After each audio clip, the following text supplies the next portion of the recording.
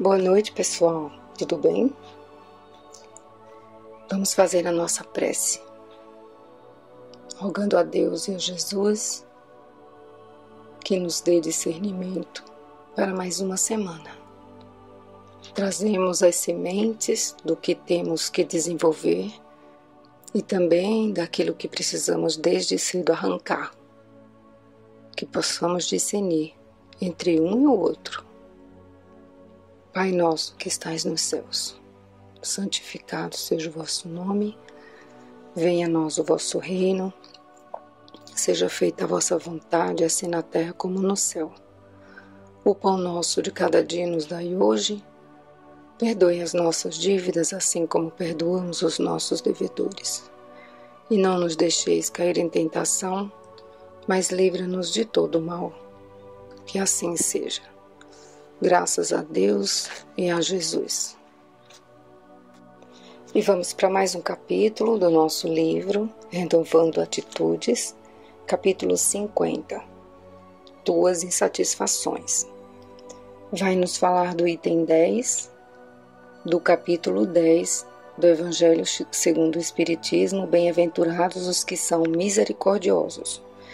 O item 10, o argueiro e a trave no olho. Um dos defeitos da humanidade é ver o mal de outrem antes de ver o que está em nós. Incontestavelmente, é o orgulho que leva o homem a dissimular os próprios defeitos, tanto morais como físicos. Jovens, adultos, idosos, crianças, criaturas das várias posições sociais e dos mais diferentes contextos de vida sofrem a aguilhoada da insatisfação. Muitos solteiros procuram incessantemente parceiros afetivos para que as sarças da solidão não possam alfinetar suas necessidades íntimas de se completar no amor, esquecendo-se, porém, de que a solidão é a falta de confiança em nós mesmos, quando nos rejeitamos e nos desprezamos, e não apenas a falta de alguém em nossas vidas. Muitos casados reclamam sistematicamente que já não veem mais o cônjuge com os mesmos olhos de antes, e por isso sentem-se desiludidos e abalados diante da união infeliz que outrora julgavam acertada. Contudo, não observaram que a decepção não era com o outro, porém com eles próprios. Por não aceitarem seus fracassos é que projetam suas incompetências e insatisfações como sendo pelos outros e nunca por si mesmos. Várias criaturas enfrentam a pobreza, lutam incansavelmente para a aquisição de recursos amoedados, tentando dessa forma sair das agruras da miséria. Não percebem, todavia, que prosperidade é uma atitude de espírito e que, quanto mais declaram à sua mente que estão abertas para aceitar a abundância do universo, mais a consciência se torna próspera. Que a verdadeira prosperidade não se expressa em quantia de bens materiais que possuem, mas no receber ou no dividir todo esse imenso tesouro de possibilidades herdado pela nossa criação divina. Muitos ricos labutam constantemente para acumular mais e mais, e afirmam que isso é necessário para assegurar a manutenção dos bens já amontoados, por previdência e cautela. Não se dão conta de que sua insatisfação é produto da ganância desmedida, por alimentar crenças de escassez e míngua, e por acreditar que a riqueza é que faz homens respeitados e consideráveis, pois ainda não tomaram consciência do que é ser e do que é ter. Outros tantos buscam o poder como forma de encobrir o desgosto e de se autoafirmar perante o mundo, escravizando em plena atualidade criaturas simplórias e incautas para satisfazer seu ego neurótico. O desânimo tomou tamanha dimensão em torno deles, que acreditam que mandando arbitrariamente e desrespeitando leis e limites dos outros, podem eliminar o desalento que sempre os ameaça. Jovens e adultos buscam dissimular a insatisfação interior e, para isso, adquirem títulos acadêmicos, supondo que a outorga dessa distinção possa trazer-lhes permissão diante da sociedade para dominar e sobressair, com prestígio e capacidade que pensam possuir. O que ocorre, no entanto, é que não descobriram ainda o verdadeiro prestígio e capacidade, somente possíveis a partir do momento em que investirem em seus valores mais íntimos, em busca do autodomínio. Insatisfação não se cura projetando-a sobre situações, pessoas, títulos, poder, posições sociais, mas reconhecendo a fonte que a produz. Jesus de Nazaré, o sublime preceptor das almas, convoca-nos a distinguir as verdadeiras traves que não nos deixam avistar as causas reais de nossas insatisfações e nos receita de forma implícita o remédio ideal. Através do autodescobrimento, fazer emergir de nossas profundezas as matrizes de nossos comportamentos inadequados, que provocam essa incômoda atmosfera de descontentamento a envolver-nos de tempos em tempos.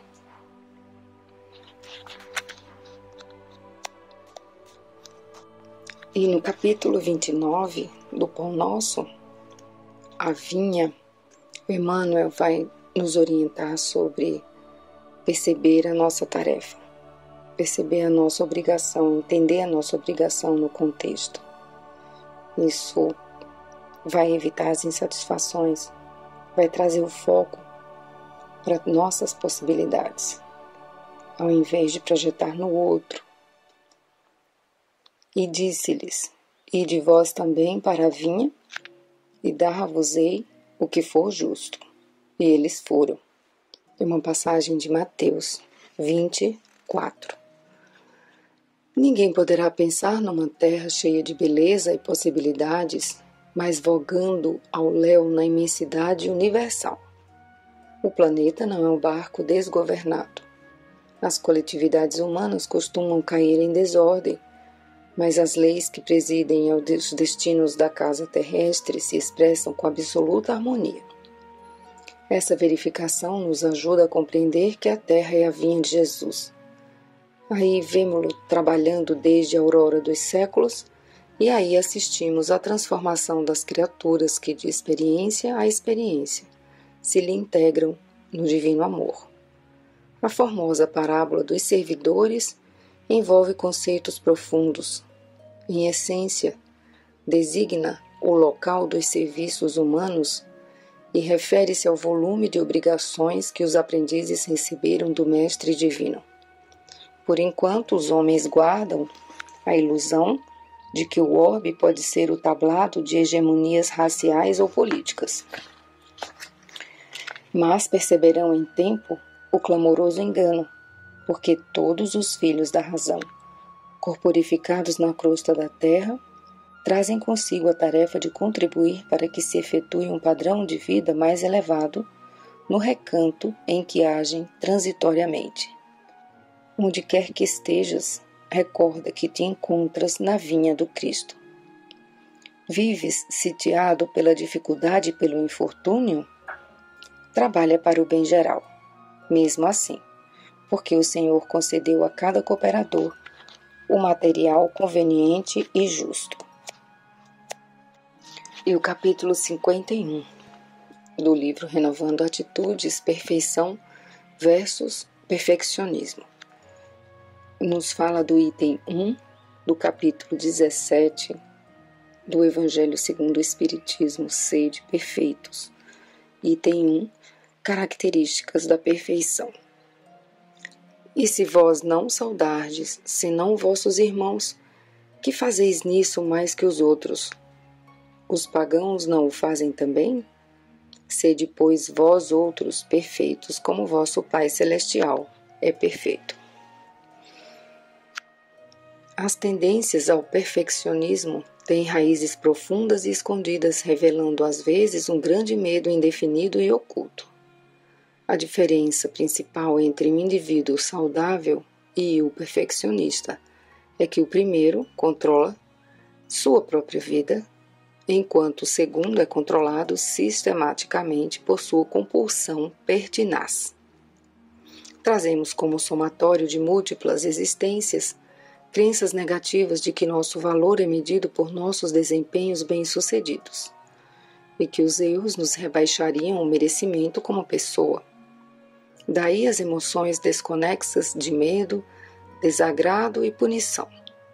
Como exemplo, pensamos inconscientemente que se formos imperfeitos e falhos, as pessoas não vão mais confiar em nós ou jamais teremos sucesso na vida. O transtorno dos perfeccionistas é não se aceitarem como espíritos falíveis, não aceitando também os outros nessa mesma condição, tentando assim agradar a todos e lhes corresponder às expectativas. Às vezes, os perfeccionistas podem até pensar, mas não admitem: se eu fracassar, vão me criticar. Em outras ocasiões, insistem em dizer que não pensam assim, demonstrando, porém, o contrário, pois ficam profundamente descontrolados quando cometem algum erro. Cenas fixações pelo desempenho perfeito são necessidades de aprovação e carinho que nasceram durante a infância. Se você não fizer tudo certinho, a mamãe e o papai não vão gostar mais de você. São vozes do passado, que ecoam até hoje nas mentes perfeccionistas.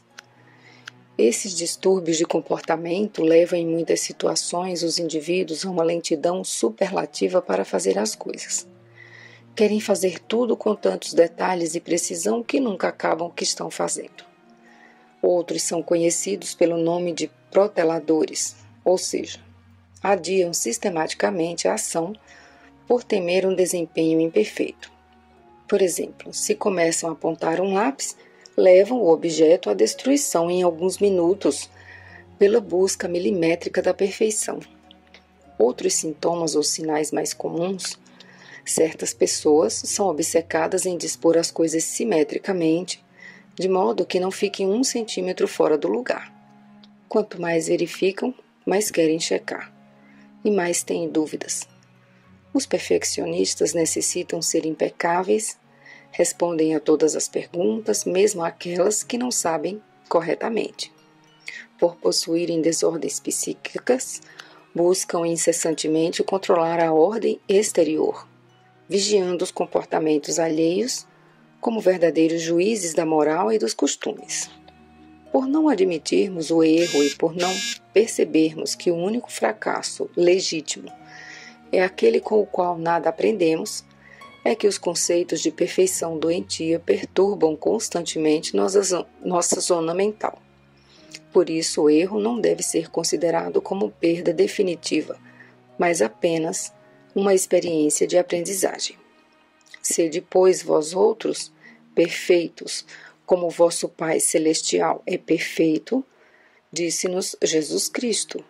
Entretanto, não nos conclama com essa assertiva para que tomemos ares de perfeição presunçosa, e sim que nos esforcemos para um crescimento gradual no processo da vida, que nos dará oportunamente habilidades cada vez maiores e melhores.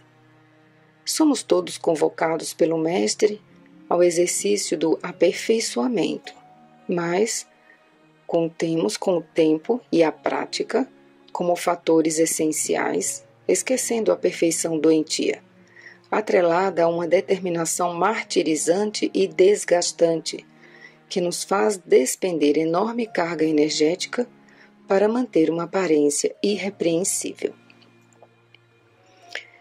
Repensemos o texto cristão, refletindo se estamos buscando o crescimento rumo à perfeição, ou se estamos simulando possuir uma santidade que não suporta sequer o toque da menor contrariedade.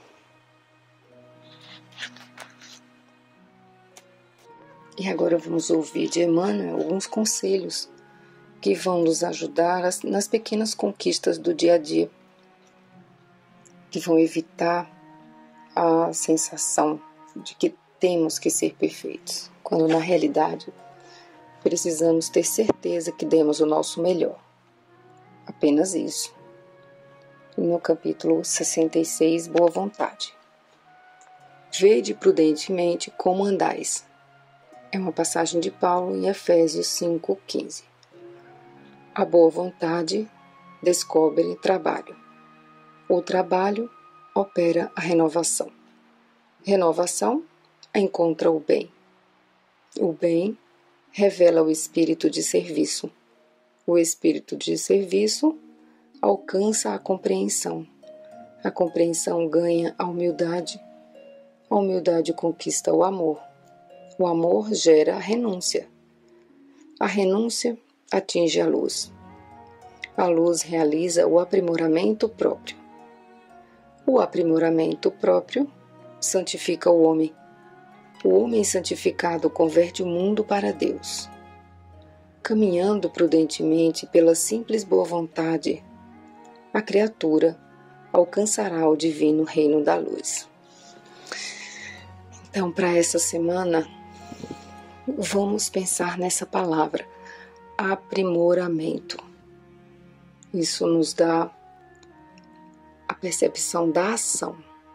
A ação sem pausa para o melhoramento e não para a perfeição. É muito diferente e nos traz a metas realistas. Desenvolver de forma gradual, progressiva, tudo aquilo que é necessário. Sem tanta pressão. Nem a nossa pressão, que é pressão interna, e sem se deixar levar pela pressão que vem dos outros, que vem do ambiente. É a busca do equilíbrio. Que possamos refletir. Uma boa semana a todos.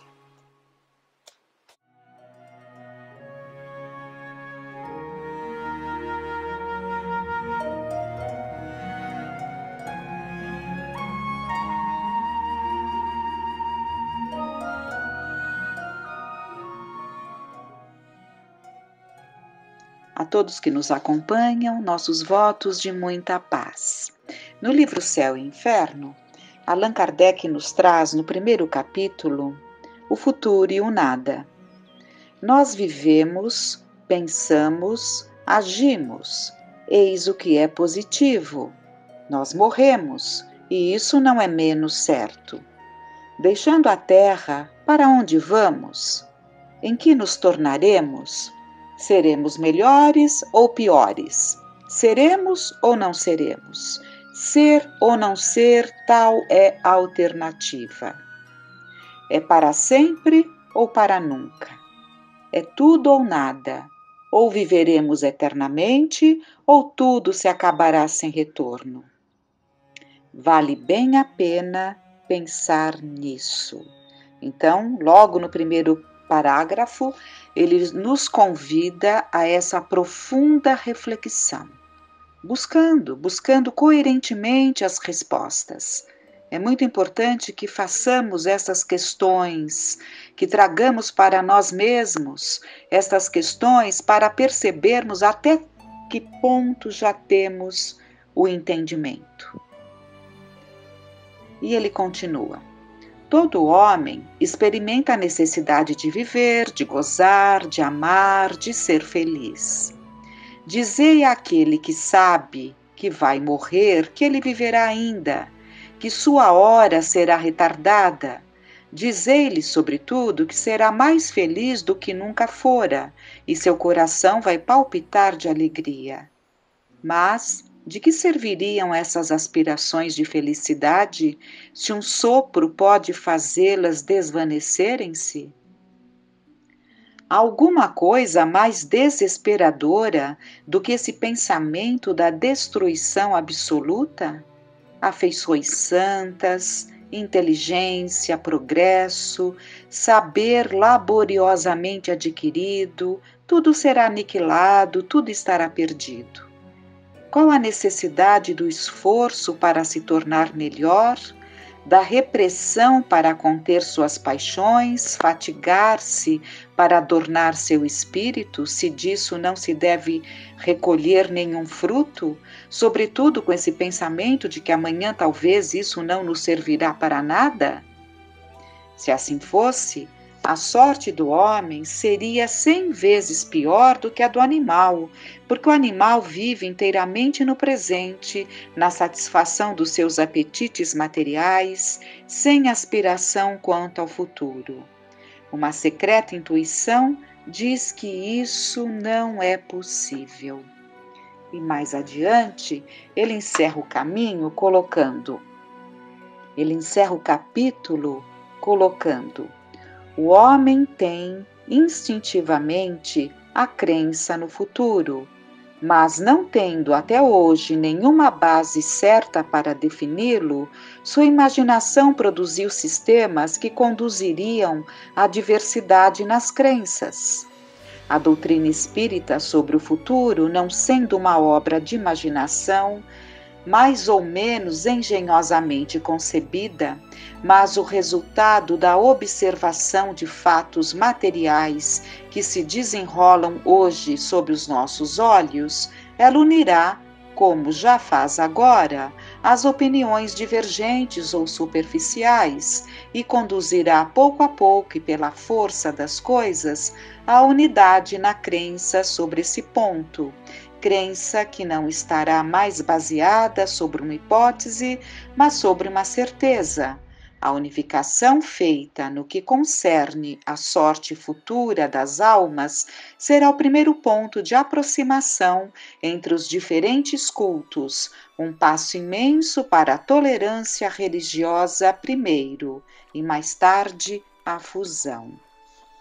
Então vejam a importante colocação que Kardec nos traz, porque a doutrina ela veio descortinar justamente a continuidade da vida, as experiências trazidas pelas vozes dos próprios espíritos e nas mais variadas condições através dos médiuns. Então, é um ponto muito importante porque a doutrina, sendo filosofia, ciência, porque partiu da observação da ciência, de fundo religioso. O que significa isso? A doutrina espírita, ela não é exatamente uma religião, se você entende religião como é colocada, né? A religião ela traz dogmas, ela traz rituais e outros aspectos pertinentes a essa ideia do que seja uma religião. Então, nesse sentido, o Espiritismo não é uma religião, mas ele é uma doutrina religiosa.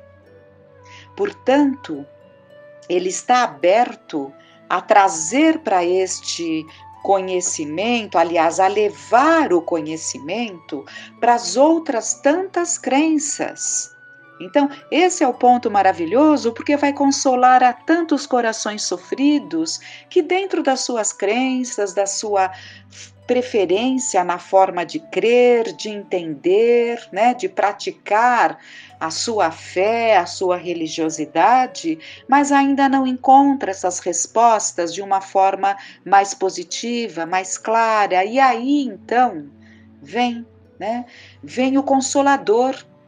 Vem o Consolador, que não é uma religião, mas que veio para consolar, que veio para unir, que veio para ajudar a todos, independente das suas crenças, a se unir nesses pontos tão importantes que nos consolarão, porque todos compreenderão a morte não mais como um fim.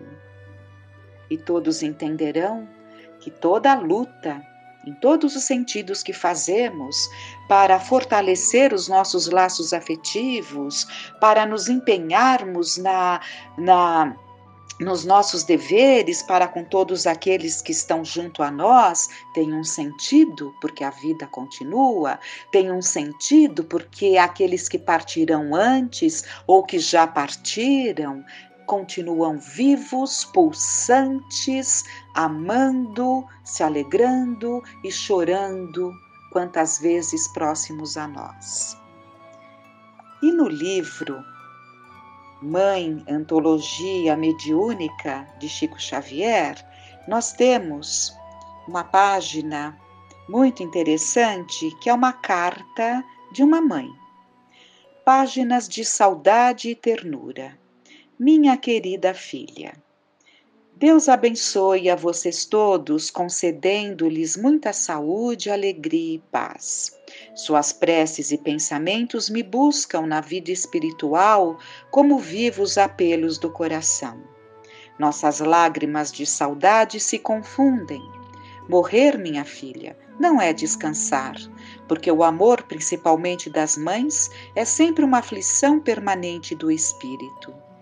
Ainda não pude habituar-me à ideia de que nos separamos no mundo, apesar de sentir-me amparada incessantemente por minha mãe e pelo carinho de seu pai. Quando você se encontra sós, pensando, muitas vezes sou atraída por suas meditações e em sua companhia revejo nossos dias escuros e difíceis em minha viuvez iniciante. Uma ansiedade dolorosa me constrange o coração nesses encontros. É que desejava fazer-me visível aos seus olhos e acariciar seus cabelos como em outro tempo. Em vão procuro dizer a você que estou viva, que a morte é uma ilusão. Inutilmente busco um meio de arrancá-la das reflexões tristes, arrebatando-a das sombras íntimas para restituir seu espírito à alegria.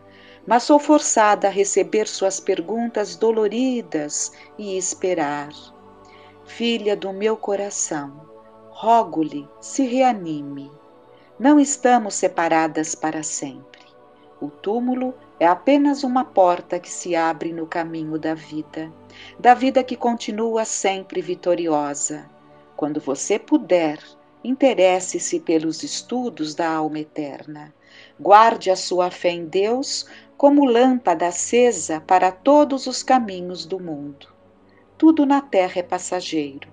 Ainda ontem estávamos juntas, conversando, unidas quanto aos nossos problemas, e hoje tão perto do coração, mas tão longe pelos olhos da carne, uma da outra. Somos obrigadas a colocar a saudade e a recordação no lugar da presença e da comunhão mais íntima em nossa alma.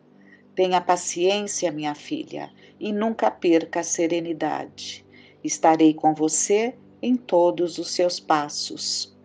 Abraçada às suas orações e às lembranças carinhosas que me fortalecem para a jornada nova e rogando a você muita tranquilidade e confiança em Deus, sou a mamãe muito amiga,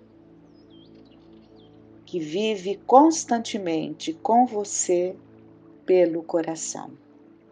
Noêmia. E vamos ver também a de um filho.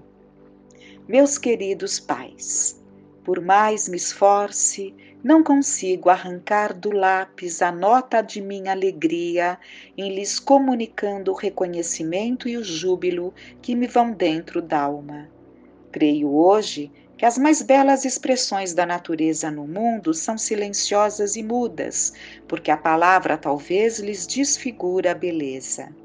O sol, a fonte, a árvore e a flor não falam. Irradiam a luz, a harmonia, a beleza e o perfume por mensagens intraduzíveis da sua gratidão ao Senhor. É assim que nossa alma, quando a morte nos despoja do corpo denso, revelando-nos as realidades sublimes que nos cercam. Por esse motivo, não posso falar-lhes do regozijo com que desejaria expressar-me. A emoção eleva-se majestosa do meu coração até o cérebro, mas quando tento arremessá-la através da escrita humana, desaponta-me a pobreza dos recursos de manifestação íntima ao nosso dispor na terra. Mamãe, não ignoramos a sua renunciação por nós todos no mundo. Seu devotamento tem sido o manancial cristalino de água pura a banhar-nos a plantação de fé e entendimento. Todos nós nos sentimos imantados à sua ternura, que representa para nós suave alimento. Nos dias escuros, o seu carinho foi nossa claridade invariável, e nas horas claras da esperança, o seu amor foi sempre o nosso estímulo. Continue sem descanso em sua sementeira de caridade. Hoje sabemos com mais segurança e precisão quanto vale a sua confiança em Deus a benefício de nosso grupo familiar, e pedimos a sua dedicação. Jamais confiar-se à incerteza ou à dor, ao desalento ou à indecisão.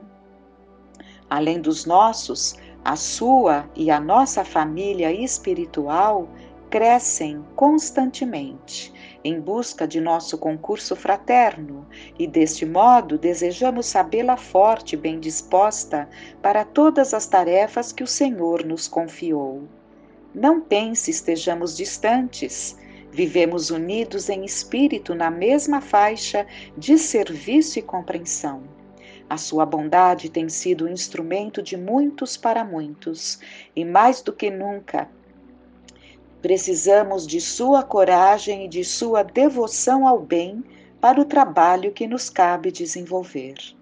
Daqui do mundo novo, a que fui conduzido pelos nossos maiores, trago-lhe as rosas sem espinhos do nosso afeto que não morreu.